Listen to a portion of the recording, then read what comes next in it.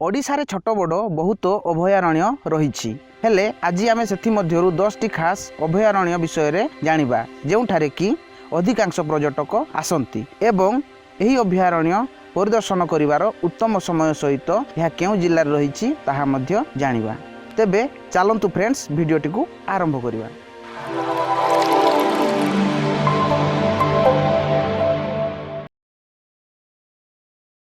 Number 10 Bhitarkanika national park. यह ओडिशार एक प्रसिद्ध तथा बहु परिदर्शित वन्यजंतु अभयारण्य मध्यरु अन्यतम।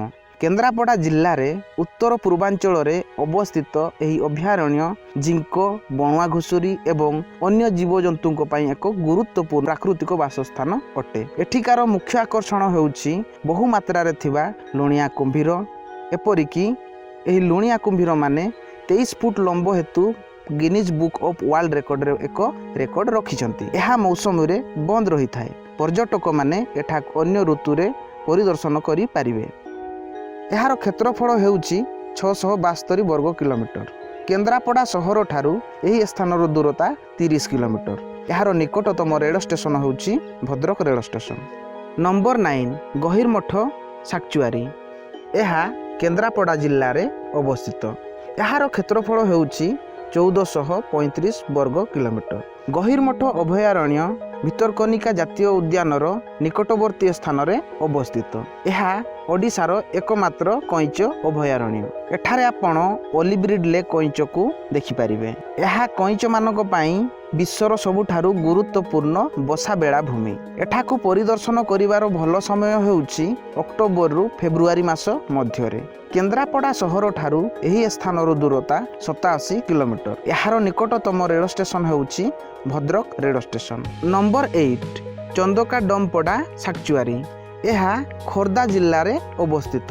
यार क्षेत्रफल होउछि 193.39 वर्ग किलोमीटर। हाथी मानकर सफल संरक्षण पाई यही अभयारण्य जनाशुना। यह मध्य अनेक विपदपूर्ण वन्यजंतु एवं पक्षी मानकर वासस्थान अटे। एठाकू परिदर्शन करिवार सबुठारु भल समय होउछि अक्टोबर रु मे मास मध्यरे। भुवनेश्वर सहर ठारू यही स्थानर दूरता 43 किलोमीटर हबो। यार निकटतम रेल स्टेशन होउछि Bhubaneswar rail station. Number 7 Ushakothi Badrama sanctuary. यह संबलपुर जिल्ला रे अवस्थित। यार क्षेत्रफल होउछि 304 वर्ग किलोमीटर। बड़राम वन्यप्राणी अभयारण्य जहाकू उषाकोठी अभयारण्य मध्य कुहा जाए। यही अभयारण्यर मुख्य आकर्षण होउछि रॉकेट टेल ड्रैगन्स एवं उडुथिबा गुंडुची मूषा। परिदर्शक मानंकु पशु एवं समग्र जंगलर एक सुंदर दृश्य देखाइबा पई सेठारे वाच टावर रखा जाइछि। एठाकू परिदर्शन करिवार सबुठारु भल समय होउछि अक्टोबर रु मे मास मध्यरे। संबलपुर सहर ठारू यही स्थानर दूरता 38 किलोमीटर। यार निकटतम रेल स्टेशन होउछि Sambalpur rail station. Number 6 Similipal tiger reserve. यह मयूरभंज जिल्ला रे अवस्थित। यार क्षेत्रफल होउछि 2750 वर्ग किलोमीटर। सिमलीपाड़ ओडिशार जंगलर रानी। यह भारतर सबुठारु बड़ रिजर्व फॉरेस्ट ब्लॉक। एठारे बणुआ जंतु जेपरिकी बाघ चिताबाघ हाथी संबर इत्यादि एवं 304 प्रजातिर पक्षी मानकर एक सुंदर वासस्थान अटे। एठारे आपण भारतर किछि उच्चतम जलप्रपात मध्य देखिबाकू पाइबे जेपरिकी बरही पानी जलप्रपात एवं जरंदा जलप्रपात। आपण जदि ओडिशार 10टी उच्चतम जलप्रपातर नाम जानिबाकू चाहुचंती तेबे आई बटन किंबा डिस्क्रिप्शन रे क्लिक करी मध्य वीडियोटी को देखि पारिबे। एबे नुहे फ्रेंड्स एही वीडियोटी को देखि सारिला परे एही अभयारण्य नवेम्बर मध्य भागरु जून मासर मध्य भाग पर्यंत खोला रही थाए। यार निकटतम रेल स्टेशन होउछि Baripada rail station. Number 5 Balukhand Konark sanctuary. यह पुरी जिल्ला रे अवस्थित।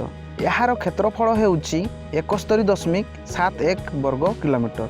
यही अभयारण्यर मुख्य आकर्षण होउछि कला हरिण एवं दागित हरिण। अभयारण्य रे मिलुथिबा अन्य प्राणी मानक मध्यरे मांकड़ जंगली बिलेई हाइना श्रुगाल मंगज एवं विभिन्न पक्षी सरीसृप अंतर्भुक्त। ओलिव रिडले कईच माने समुद्र कूल रे बसा बांधती।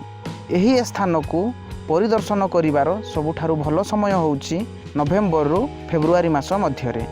ଏହି ଅଭୟାରଣ୍ୟର ପ୍ରବେଶ ପଥ ଠାରୁ ପୁରୀ ସହରର ଦୂରତା ମାତ୍ର 3 କିଲୋମିଟର। ଏହାର ନିକଟତମ ରେଳ ଷ୍ଟେସନ ହେଉଛି Puri rail station. Number 4 Sunabeda wildlife sanctuary. ଏହା ନୂଆପଡ଼ା ଜିଲ୍ଲାରେ ଅବସ୍ଥିତ। ଏହାର କ୍ଷେତ୍ରଫଳ ହେଉଛି 600 ବର୍ଗ କିଲୋମିଟର। ପଶ୍ଚିମ ଓଡ଼ିଶାର ଅନ୍ୟାନ୍ୟ ପର୍ଯ୍ୟଟନ ସ୍ଥଳୀ ସୁନାବେଡ଼ା ଅଭୟାରଣ୍ୟ ବିଶେଷ କରି ଜଳପ୍ରପାତ ଏବଂ ପକ୍ଷୀ ବିହାର ପର୍ଯ୍ୟଟକମାନଙ୍କୁ ଆକୃଷ୍ଟ କରିଥାଏ।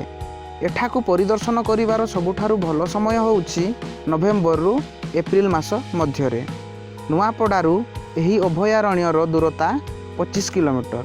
ଏହାର ନିକଟତମ ରେଳ ଷ୍ଟେସନ ହେଉଛି ନୂଆପଡ଼ା ରେଳ ଷ୍ଟେସନ। ଏହି ଅଭୟାରଣ୍ୟରୁ ଜଙ୍କ ନଦୀ ଉତ୍ପନ୍ନ ହୋଇଛି। ନମ୍ବର 3 ଦେବ୍ରିଗଡ଼ ସାକ୍ଚୁଆରୀ। ଏହା ବରଗଡ଼ ଜିଲ୍ଲାରେ ଅବସ୍ଥିତ। ଏହାର କ୍ଷେତ୍ରଫଳ ହେଉଛି 353 ବର୍ଗ କିଲୋମିଟର। ଦେବ୍ରିଗଡ଼ ଅଭୟାରଣ୍ୟ ଚିତାବାଘ, ବିସନ, ସାମ୍ବର, ଚୁସିଙ୍ଗା, ନୀଳଗାଈ ଇତ୍ୟାଦି ପାଇଁ ଏହା ଏକ ଉତ୍କୃଷ୍ଟ ବାସସ୍ଥାନ। ଏଠାରେ ବହୁ ପ୍ରକାରର ଜୀବଜନ୍ତୁ, ସରୀସୃପ, ପକ୍ଷୀ ଇତ୍ୟାଦି ବାସ କରନ୍ତି।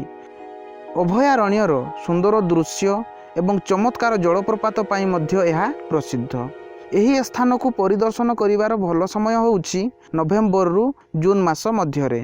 ବରଗଡ଼ରୁ ଏହି ସ୍ଥାନର ଦୂରତା 30 କିଲୋମିଟର। ଏହାର ନିକଟତମ ରେଳ ଷ୍ଟେସନ ହେଉଛି ବରଗଡ଼ ରେଳ ଷ୍ଟେସନ।